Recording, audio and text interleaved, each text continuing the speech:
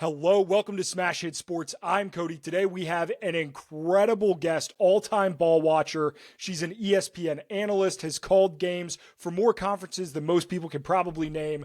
Host Notre Dame Athletics. It's Lexi Ayala.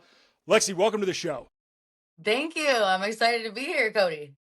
So I have to ask, this is incredibly selfish for me as a Notre Dame fan, but how cool is it to be a part of all of these Notre Dame sporting events? Because obviously Notre Dame football is it's the crown jewel, like it's what, comes on TV, but Notre Dame has a lot of incredible athletic facilities. Their volleyball team is great. Their women's basketball team is spectacular.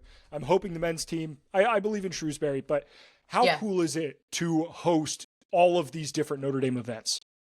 The coolest thing, I mean, just being on campus, I'm looking around like, wow, like, am I in a movie? I swear I hear like Rudy, Rudy, like chants in the background as I'm walking through.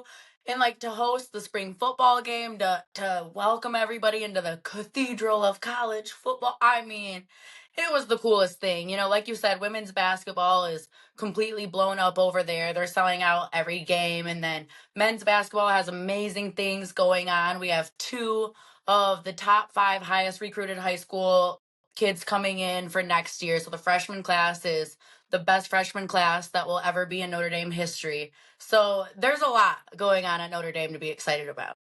So I want to get into your story a little bit because I discovered you via social media and I see you covering, I don't know, 45 different teams, different conferences, different programs. One day you're at Michigan State, the next day you're at DePaul. Like you are all over the place. So, how did you get into sports? What is your passion? I've seen your jump shot; it is silky smooth.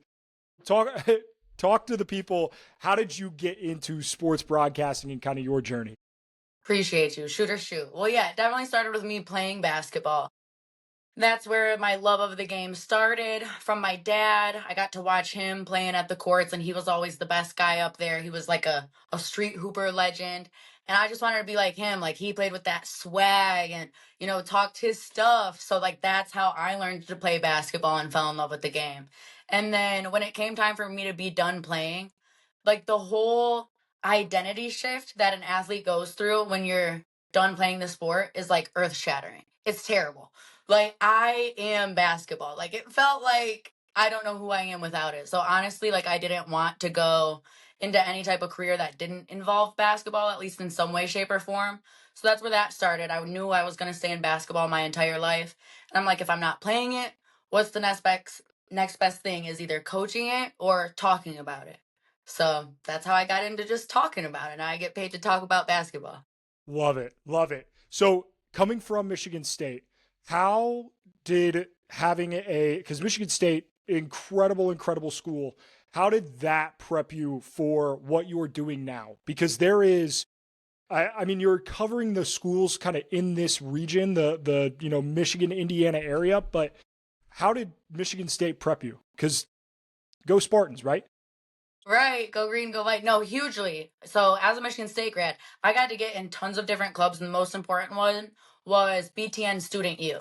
Any Big Ten school has the Student U program, which is the coolest thing in the world because any game that isn't, national TV coverage by actual Big Ten network, the students get to cover it, produce the whole show from behind the scenes to on camera talent, producing, directing, everything. So you get to learn so many different roles in Student U, and that's where I started doing play by play, analyst, sideline reporting, and fell in love with that part of the game. That's where I realized like this is the avenue I want to go down, live game broadcast.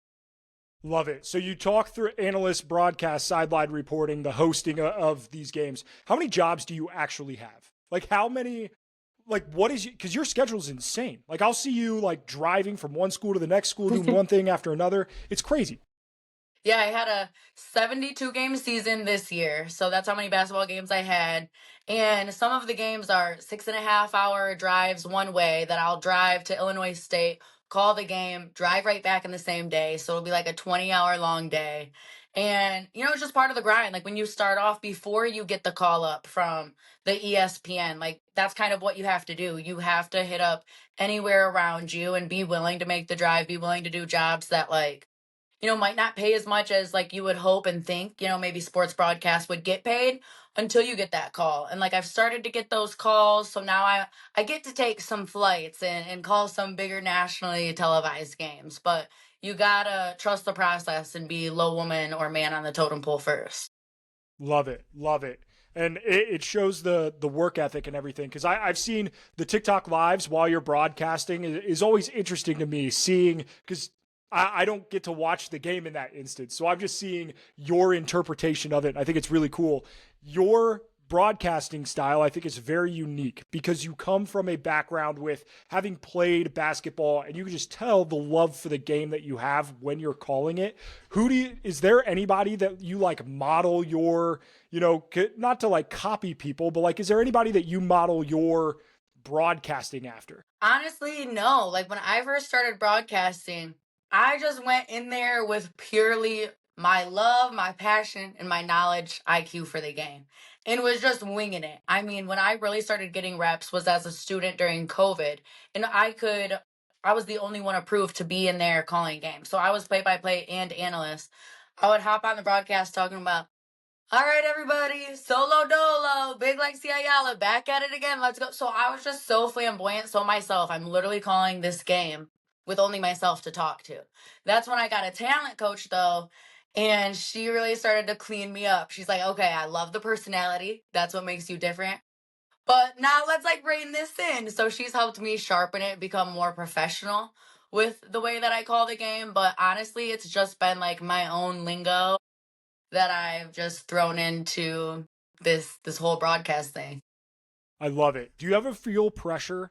And this is obviously, I'm on the outside looking in, right? And I get to see here on a podcast. It's not live, it's pre recorded.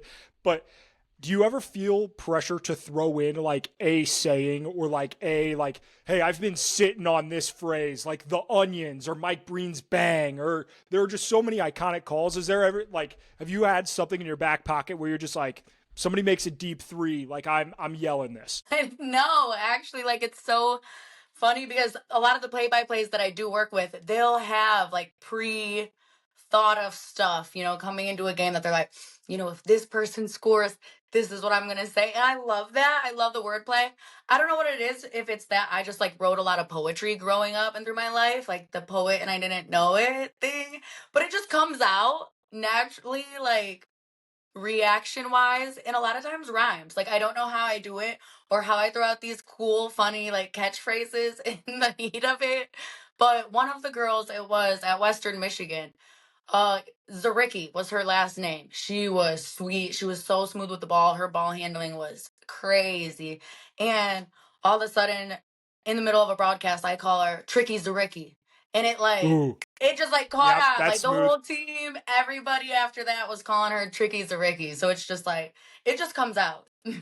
I love it. I love it. And I think, and maybe this is me being biased because I make social media content, but I love seeing people who do the social content carry over into like the more professional setting because I think some of that creativity carries over and it's really cool to watch.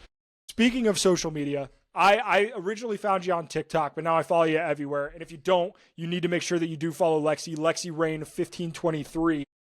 I have to ask, why 1523? Is it like high school number, college number? Like, where do those numbers come from? Yeah, pretty much. Actually, my college number was 21 because 23 was Okay. taken. So by a senior. So obviously I couldn't have that as a little old freshman coming in. But my number is 23 after LeBron, not Love Jordan. it. Sorry. Definitely all the respect to Jordan in the world. But the smoke, everything. So that's where my numbers came from. 15 was my dad's number. And like I said, that's where like my love of the game started. So I got 1523. Got it. My at used to be Cody Rear 24 back in the day, and I was a Kobe? defensive lineman in high school, and I Kobe was the best. It was the best. Had him as like my wallpaper on my phone at the time. The Mamba mentality. Love Kobe now. When I was younger, I was not allowed to. It was literally like you either loved Kobe or you loved LeBron, and you could not like the other one. Like even my little boyfriend in elementary school, he loved Kobe, I loved LeBron. We had to break up. Like it was too It was too serious. Like the other wouldn't convert. So I have to ask. Now we brought it up. Every podcast in the country does this, but are you a Jordan? I'm assuming LeBron over Jordan. Like that's a pretty easy question. Almost feel like I can't say because I didn't get to watch Jordan live, no matter how many like old games or highlights or documentaries I watch. It's not going to have that same impact as, people like my dad or like people who grew up in the Yeah. 90s and actually got to watch and feel his impact live. So I don't know how I can say the GOAT. Like my GOAT, the guy that I've always looked up to and who has been my hero has been LeBron, but like I don't know who the greatest of all time truly is. It's a tough debate. It is. Yep. It makes for good fodder on television. It does. It does. So why did you decide to start making the social media content? Because it'd be real easy to just sit there, do the 9 to 5, or well, obviously it's not 9 to 5 because you're putting in some 20-hour days sometimes. But Right. it would be easy to just stick to the main job. Why'd you decide to put yourself out there on social media? Yeah, I think there's so much fun to be had in social media, so many different connections you can make with different people. Obviously, that's where you and I met. I've met a lot of people in the industry from TikTok and socials, and you just seriously never know where, an opportunity can come from, or even just like a friendship or a mentorship, anything in this industry, someone to just chat with. And a lot of people in our everyday life, friends or family, just don't really understand like the grind or the craziness of this industry. So it's cool to have social media to talk and connect with people on that. And also, honestly, the money. Like a lot of people kind of downplay social media is not a real job. If you figure out the way to work social media, it pays then a lot more than a lot of, quote unquote real jobs. So that too. Yeah, it was like trying to explain to my parents like why I'm doing the social stuff because it's not my 9 to 5, but like I do it on the side because it's fun. I enjoy it. Like, and it does bring in a little bit of money. And they're like, oh yeah, like sure, whatever. And then I told them it's like, oh yeah, I got media credentials to go cover the national championship in Atlanta. Like it's like, oh shit, like this is real. Like it's a No, real thing. right. I mean, this is stuff that people are paying thousands of dollars to go see that like we put ourselves out there, we share our love and passion, like that we already want to talk about and like scream from the rooftops anyway. Why not just like record ourselves doing it? And seriously, you never know, like you get opportunities like that to go like get paid or free tickets to something that people would pay thousands of dollars for. Yeah, absolutely. It's So sweet. I have to ask, as a content creator, are there any content creators that you like really enjoy? Like the content creators that I like, I love the Pointer Brothers. I think they are the funniest two dudes on the internet. But are there any content creators that you're just like, these are my people? I love them. Well, you, of course. Let me shout you out first of all. Hell yeah. There we go. Needed that. I I needed that boost. There we go. And Outside of me. also, I'll put myself #1 on the graphic, make it look good. side of you, I'm going to shout out my best friend, Casey, at Bish You Wish. That's her Instagram handle. She quit her full time job as a hairstylist, became an influencer full time. And that's where I realized, this is real work. She puts in such long days, like creating content, but she loves it. Like it's something that's fun for her. She gets to create her own schedule. And she has made an incredible living for herself off of this and is just blessed to do something that she's always wanted to do. She does like a lot more of like beauty side and girly things. But as a girl, I love that stuff. All of us sports broadcasters still have to do our hair and makeup and look cute to be on camera. So I love her beauty content. Love it. Love it. Um, how do you think or do you feel that sports content has helped you be a better broadcaster, analyst, sideline reporter? Like, does it make you more comfortable? Is it just the creative process? How does it carry over from one to the other? Yeah, I think it's just so fun. There's so many creative ideas that I get from social media that I think, maybe I can start my own business off of this. So like that's like the new thing that I have swirling and that's like what started from my social media. After going on TikTok live and I realized like wow, people really like to sit here and just like listen and watch me call the game. I average about 30,000 people who come in, not all at one time, but in and out throughout my live. I get about 30,000 people per live that'll tune in. So I'm like, wow, I can really use these numbers and analytics for my benefit if I do want to start like my own business and can show this to back it up. So that's kind of inspired me to be like, wow, my brand, like my name can really do something here. Yeah, it's nice to get that self-validation a little bit. Like it's one thing because like you're doing it, and in the moment like you might not see those immediate results. But the cool thing about social media is you do kind of get immediate feedback, which is always nice to Yeah. have. Yeah.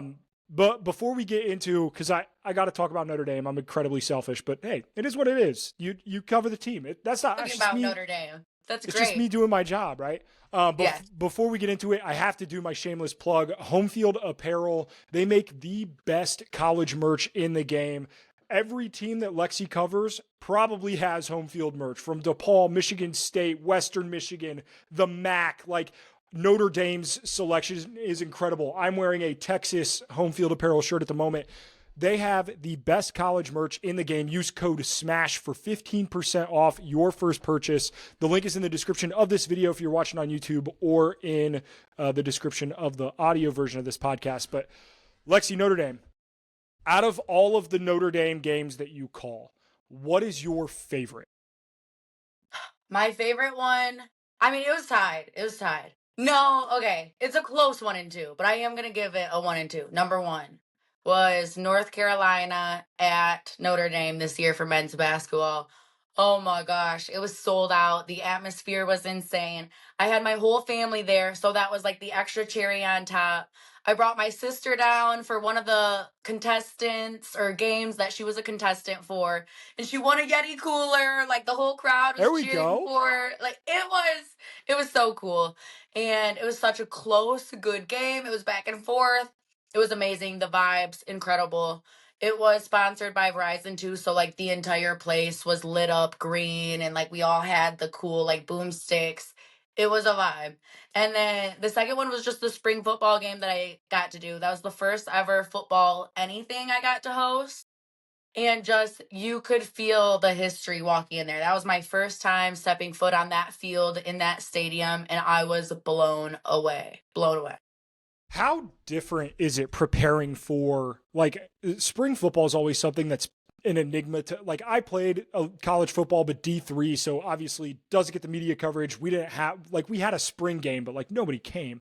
How different is it preparing for an actual game against a, unique opponent, whoever that is, versus a spring game where you're playing each other and it's inter squad?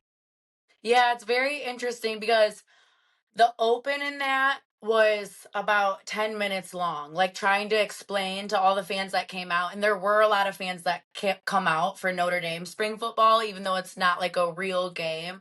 I mean, there were still probably about 50,000 people pulling up to watch the spring game. I mean, it was so cool. But we had to explain the scoring system. So the offense scored in a different way than typically, and the defense, of course, had to score in a different way in the blue gold game. So there was like 12 different scoring options for the defense that I have to like memorize and be able to convey like live on microphone for 50,000 people to understand. So there's a lot of just like talking to myself and saying the script over and over hundreds of times again in my head until like I don't mess up at all. So is there production that like matches that? Like they have you have that 10-minute script. Do they have like on Jumbotron stuff that lines up with it? Like, or what is, I guess, the whole production process behind that? Yeah, so thankfully, like how it'll start is I'm on camera and I'm welcoming everyone into the Cathedral of College Football, introducing myself and my co-host Jenna Rose, who is also conveniently my best friend, who I met at Lawrence Tech, where I played basketball and where she played softball. So that was also what made the spring game so iconic, is hosting it with my best friend. And I tossed to her to explain the offense. So at that point, that's where I'm off camera. She's in a different location on the field. If I need to check my notes in the cue cards or the script, I can in that moment before she tosses back to me to explain the defensive scoring system. She'll explain an offensive player or key players to look out for while I did the defense. So you have at least those little moments where like the 50,000 people don't see you on camera, where you can peek at your notes really quick, make sure you're good, and then get back and get ready to go live. Gotcha. The Notre Dame, not in a conference. You've covered a ton of different, from Big East to Maction, Missouri Yeah. Valley. Like you've covered all. Should Notre Dame join a conference? I love that Notre Dame's their own thing. It feels like very Notre Dame, does it not? Right answer. Right answer. Right. Right. No, everyone's joining the Big Ten. Like, Big Ten is too.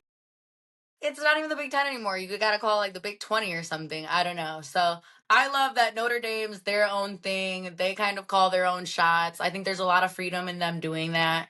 I love that for them. Hell yeah. I agree. It's just nice to have that flexibility. And like for the other sports, I do love that like basketball's in the ACC because you get to see like North Carolina coming in is awesome. Like I love to see that type of competition in the ACC, Yes. Yes. And phenomenal again, for even basketball.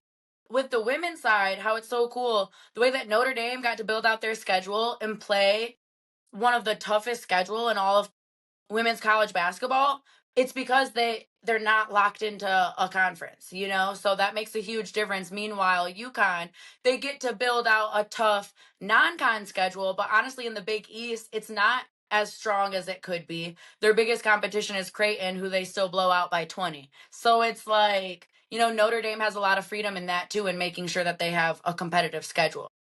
Yeah, but one of my favorite games for the women's side this year was USC. Getting to see Juju Watkins play Yes. against Hannah Hidalgo and Olivia Miles. Let's talk Notre Dame women's hoops since we're on the subject. Olivia Miles transfers out. My heart is broken because I wanted to see Hannah and Olivia play together Yes. for another season. I could watch them two play forever. But how does that impact the women's team going forward? Is there somebody internally on the roster who's going to step up and fill that role? Do you think they're going to bring in somebody else via the transfer portal?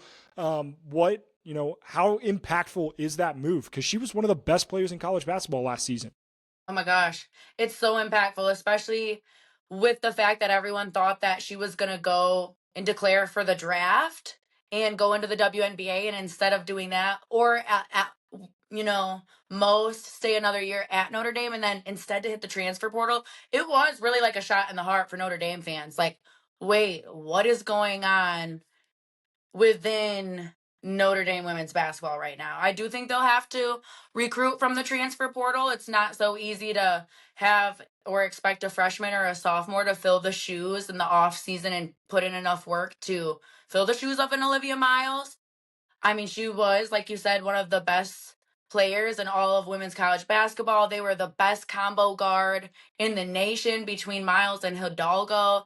So it hurts. It's tough. I mean, I don't know exactly how they're going to fill her shoes, but, you know, I'm sure they're going to have a plan. Notre Dame always does. Yeah, Coach Ivy is so unbelievably impressive, and the women's who is I'm trying to remember it and I can't. Who was the coach at Notre Dame? Muffet McGraw was at Notre Dame forever prior to Coach Ivy coming in, and she has just continued to carry on with the excellence that has been Notre Dame basketball.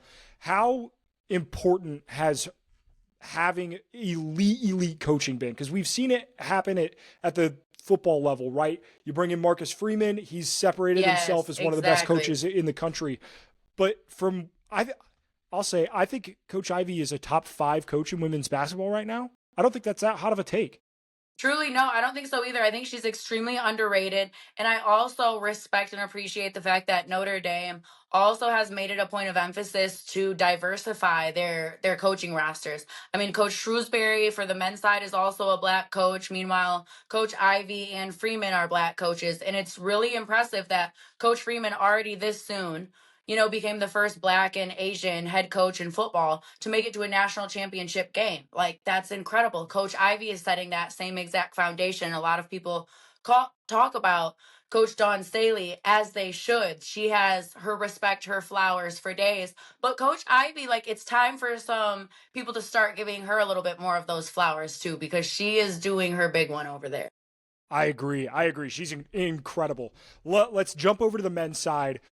Coach Shrewsbury, and he said it in his press conference, that they haven't had the season that they wanted this year, and Marcus Burton getting hurt certainly didn't help. But they are bringing, I think it's 4 guys in the top 100. Like you said, this is the best incoming class that I think Notre Dame basketball has had in the last 50 years, like since their national title or Final Four runs back in the 70s. I'm super excited for this team, but they have a lot to prove after, a subpar season from last year. How different do you think this Notre Dame men's team is going to look from last season to this upcoming year? A lot different. And with the world of college basketball anymore, you do have to put money behind your programs. Like that's what it has come down to with the transfer portal and with NIL. And thankfully for Notre Dame, everyone knows Notre Dame has the money to be able to do that. If they want to put that behind a program, that program can become one of the best in the nation. They have the funds to do it. And they're starting to do that with the men's basketball team. And that's what has made this freshman class so powerful, so exciting. The youth that they're going to bring into the game and that energetic, exciting play. These are players who are like flying out of the gym. You watch their highlight tape and oh my goodness, like it's gonna get Notre Dame back to being packed. Everyone's gonna show up for this squad. And because you said the expectations are high, people are gonna want to see, can they meet them? Can they exceed them? Yeah. And I love having expectations for Notre Dame sports outside of just football. And I think a lot of people kind of get lost especially in Indiana, you see the Hoosiers basketball, Notre Dame football fans, which drive me up a wall. I don't know how you can do that, but it's one of those things where I love the love that these other teams are starting to get and the attention that they're starting to get. Notre Dame's hockey program, don't know if you've ever been to a hockey game there. Yep, That's I've hosted incredible a to couple watch. hockey games. Absolutely. So much fun. That barn is so nice. Like it's It so nice. is. I mean, oh my, everything at Notre Dame, I'm serious, is so top of the art. I mean, if I'm a student athlete and I'm at any type of caliber to go Power Five in one of those schools, their facilities are jaw dropping. Like they have the wow factor if you're a student athlete walking on that campus. Yeah, it's incredible. All right, let's do some clips for social. I am calling this Alexis's big board. It's draft season. You gotta call it Big Lexi's big board. Like Big my Lexi's nickname, big board. Lexi. Okay. Big Lexi. We love it. Big Lexi's big board because it is draft season and we're ranking things, right? We're recording this before the NFL draft. It'll come out after. I need you to rank your top 3 sports to call as an analyst. Gosh, can I go women's basketball, men's basketball, soccer? Yeah. What Okay. soccer? That was not on my expected answers. Why is soccer so fun to call? Yeah, I call some Flint City Bucks games, USL too, and then I also host for the Chicago Stars. So got a little love for soccer in me as well. Ooh, the Stars. Do they still have I believe it's Kalani Watt? Is that JJ Watt's wife? Kalani? I can never pronounce her name correctly. I don't know. I'll have to look that up. Yeah, give me hip, Cody. All right. You were drinking one. You had it on screen. The partnership needs to happen. Okay, this partnership needs to happen. I've been watching along, just waiting for it to become official. I'm a big energy drink guy. I need your top 3 Reign energy flavors. It's actually so bad. Rainbow. I don't know if it's sherbet or sherbet. SHERBET. I call it sherbet, but it's probably wrong. I've heard it pronounced a million different ways. Either way, this has the one and only spot. It's actually that bad. If I am going away for an ESPN game and I'm in a town that I don't know if they're gonna have my rainbow sherbet in stock, on the shelves in a gas station or a grocery store, I am packing just in case my Reigns in my suitcase because I need the rainbow flavor. I order them by the case off Amazon that ships on subscription once a week so that I never run out of the rainbow flavor. That's how much I need rainbow only, or it's not cutting it for me. So you're just a one flavor gal. There's no diversity in that. You're just rocking with the same one every time. I've never noticed that. I used to be a blue raz years ago before rainbow came out. And then once rainbow came out, I'm not kidding, I won't drink another flavor. I won't. I was in Texas last week and I'm not kidding. We hit 5-6 different stores because for some reason in Texas, nowhere has this flavor. I found it at a dollar store. I found only 3 Reigns, rainbow sherbet at the dollar store, bought all 3, and I had to live off of 3 rainbow sherbets for the week, and I was struggling It was tough for me. I might have a problem. Hey, it's not a problem. All right. Until you admit that it's a problem, it's not a problem. That's Well, then we'll ignore it. We'll just ignore it. All right. Last one for Big Lexi's big board. Top 3 favorite athletes to watch all time. Not the best athletes, not the greatest athletes. Your favorite to watch all time. Gosh. Okay. LeBron, of course. I figured. Gosh, I feel like Steph and Kobe are like pretty like tied for me. So I almost want to add a third because I don't know how to pick one of them. Or a fourth. Because my other favorite is Isaiah Thomas, old school Bad Boys, Detroit Pistons, Isaiah Thomas. I like so that. So I have to have 4 because Steph and Kobe are tied. They have like the same wow factor for me. That's fine. We're not tied to any rules, so we'll put 4 on there for you. Yeah, because I had one of my top 3 was only 1. The other one was 4. Yeah, it evens out. I make my own rules. Okay, perfect. All right. Next thing we're going to do, last one, we're going to do 15 words or less. So I'm going to say, going to try to get you to guess a word. I'm going to use 15 words or less to get through. There's 8 of them. So okay. I think we can do it. I I feel strong. I am blonde, so like, we'll see. But they're all based around either the sports that you cover, stuff we've talked about. So it should be, I think we can do this. All right, I'm ready. I'm going to start Devil. Blue Devils. DePaul, there we go. All right, we're 1 for 1. We're 1 for 1. We got that. So that's 1 word down. Slam. Dunk. 2 for 2. Okay. 2 for 2. Okay. We're rolling. We're rolling. Good. I'm trying to get this one's a little tougher. Okay, you got this. I'm going to say mean mascot. We're going to go 2 words here. Mean mascot. Aren't they all pretty like mean? Fighting Irish? Let's go. Yes? Let's go. 3 for 3. Because they fight you. Love that. All right, so we're 4 words down. Or I've used 4 words. We've guessed 3. I'm going to say deep shot. 3? 3-pointer? 3-pointer. Let's go. 3-pointer. Let's go. Too easy. Easy money.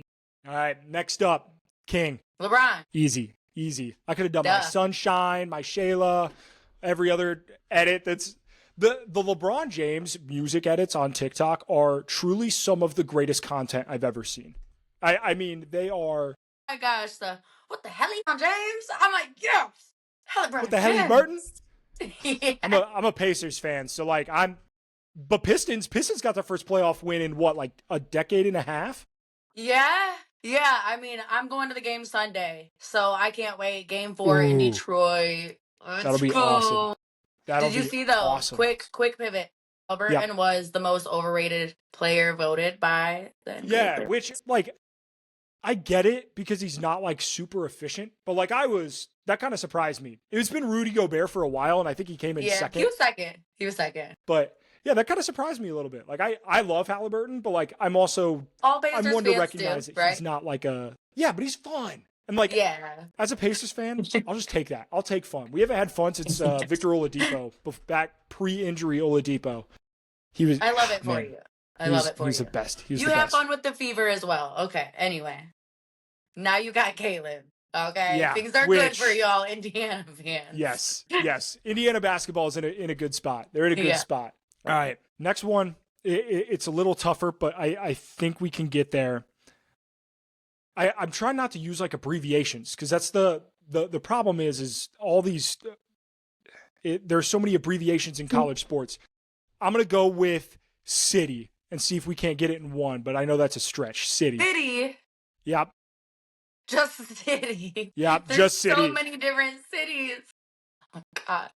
When I talk about going to the city, I say Detroit is the city. Windy. Oh, you could have gave me another.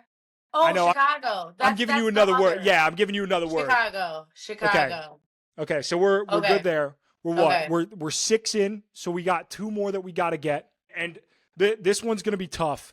I'm trying to think of a player that does this a lot. I'm going to go Kawhi and see if we can't get it with that. Awkward laugh. Girl, step back. There we Step back. go. There we go. Step back. All right. Okay. We got that. I can't believe I was between Kawhi and Harden, and I was like, I would have got step back right away, I feel like, with Harden. But I Okay. probably would have said travel step back. Okay. yeah, like foul bait. Like they're I'm not a No. Harden guy. I'm not a Harden Me guy. either. Never have You been. and me both. You and me both. 8, 9, 10. Okay. I got 5 words left to get this last one. So We're killing it. We are killing it. I feel pretty good about it. Good. Unbelievably talented broadcaster. Alexis Ayala. There we go. There we go. Love it. Love it. Hell yeah, brother. The Lexi, confidence is there. yeah, I appreciate the hell out of it. Incredible interview. Thank you so much for coming on and talking through all of your extreme sports knowledge. We'll have to do it again as we get closer to, back into the sports season. But thank you so much. If you guys have made it to this point of the podcast, appreciate you. Please go follow Lexi at LexiRain1523 on all social platforms, Instagram, TikTok, all that stuff. And do me a favor, like and subscribe. It's the best way to support the show, and we will see you in the next one.